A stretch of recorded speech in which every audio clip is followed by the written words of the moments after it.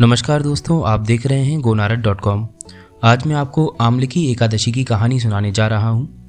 फागुन मास के शुक्ल पक्ष की एकादशी को ही आमलकी एकादशी कहा जाता है। इस व्रत को करने से समस्त पाप नष्ट हो जाते हैं तथा इस व्रत को करने से 1000 गोदान का फल प्राप्त होता है।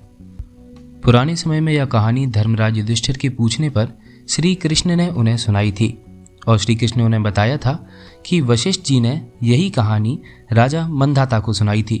तो आइए हम भी आपको ये कहानी सुनाते हैं और आपको भी आमलकी एकादशी के व्रत का फल प्राप्त होगा।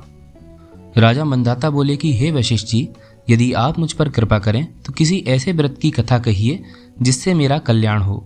महर्षि वशिष्ठ बोले कि हे राजन, सब व्रतों से उत्तम और अंत में मोक्ष देने वाले आमलकी एकादशी के व्रत का मैं आपको वर्णन करता हूँ।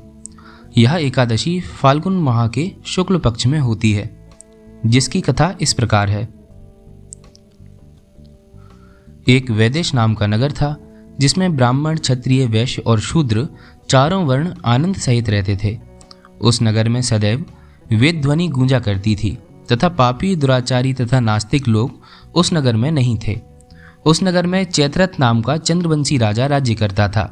वह अत्यंत विद्वान तथा धर्मी था। उस नगर में कोई भी व्यक्ति दरिद्र व कंजूस नहीं था। सभी नगरवासी भगवान विष्णु के भक्त थे और अबाल, वृद्ध, स्त्री, पुरुष एकादशी का व्रत किया करते थे। एक समय फागुन मास के शुक्ल पक्ष की आमलकी एकादशी आई। उस दिन राजा, प्रजा तथा बाल वृद्ध सबने हर्षपूर्वक व्रत किया। राजा अपनी प्रजा के साथ मंदिर में जाकर पूर्ण कुंभ स्थापित करके धूप, दीप, नैवेद्य और पंचरत्न आदि से आंवले का पूजन करने लगे। आंवले को धात्री भी कहा जाता है। इस प्रकार स्तुति करने लगे और कहने लगे, हे धात्री, तुम ब्रह्म स्वरूप हो, तुम ब्रह्मा जी द्वारा उत्पन्न हुए हो और समस्त पापों का नाश करने वाले हो। तुमको मैं बारंबार नमस्कार करता हूँ। अब तुम मेरा अर्घ्य स्वीकार करो। तुम श्री रामचंद्र जी द्वारा सम्मानित हो। मैं आपकी प्रार्थना करता हूँ, अतः आप मेरे समस्त पापों का नाश करो। उस मंदिर में सबने रात्रि को जागरण किया। रात के समय वहाँ एक बहेलिया आया जो अत्यंत पापी और दुराचारी था। वो अपने कुटुंब का पालन जीव हत्या करके किया करता था। भूख और प्यास से अत्यंत व्याकुल वह बहेलिया इस जागरण को देखने के लिए मंदिर के कोने में बैठ गया और विष्णु भगवान तथा एकादशी महात्म्य की कथा सुनने लगा। इस प्रकार अन्य मनुष्यों की भांति उसने भी सारी रात जागकर बिता दी। प्रातःकाल होते ही सब लोग अपने अपने घर गए तो बहेलिया भी अपने घर चला गया। घर जाकर उसने भोजन किया। कुछ समय बीतने के पश्चात उस बहेलिये की मृत्यु हो गई, मगर उस आमलकी एकादशी के व्रत तथा जागरण से उसने राजा विदुरथ के घर जन्म लिया। उसका नाम वसुरथ रखा गया। युवा होने पर वह चतुरंगिनी सेना के सहित धन धान्य से युक्त होकर 10,000 ग्रामों का पालन करने लगा।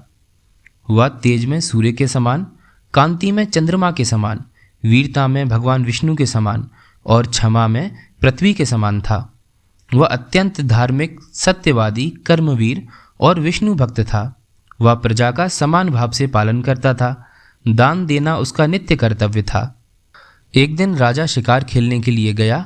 देवयोग से वह मार्ग भूल गया और दिशा का ज्ञान न होने के कारण उसी वन में एक वृक्ष के नीचे सो गया। थोड़ी देर के बाद पहाड़ी मलेच्छ वहां पर आ गए और राजा को अकेला देखकर मारो मारो शब्द करते हुए राजा की ओर दौड़े। मलेच्छ कहने लगे कि इसी दुष्ट राजा ने हमारे माता पिता, पुत्र और पौत्र आदि को अनेक संबंधियों को मारा है तथा देश से निकाल दिया है, अतः इसको अवश्य ही मार देना चाहिए। ऐसा कहकर वे मलेच्छ उस राजा को मारने दौड़े और अनेक प्रकार से अस्त्र शस्त्र उसके ऊपर फेंके। वे सब अस्त्र शस्त्र राजा के शरीर पर गिरते ही नष्ट हो जाते और उनका वार पुष्प के समान प्रतीत होता और बाद में उन मलेच्छों के अस्त्र शस्त्र उल्टा उन्हीं पर प्रहार करने लगे, जिससे वे मूर्छित होकर गिरने लगे। उसी समय राजा के शरीर से एक दिव्य स्त्री उत्पन्न हुई। वह स्त्री अत्यंत सुंदर होते हुए भी गुस्से में दिखाई दे रही थी।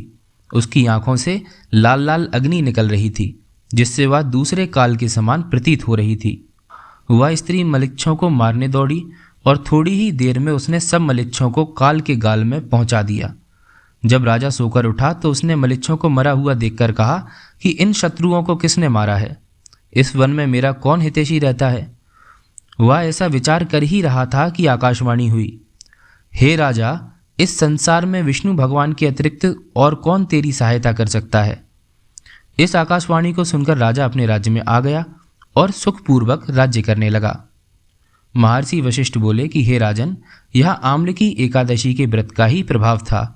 जो मनुष्य इस आम्लकी एकादशी का व्रत करते हैं वे प्रत्येक कार्य में सफल होते हैं और अंत में विष्णु लोक को जाते हैं। अंत में आपको एक रोचक बात और बताते हैं।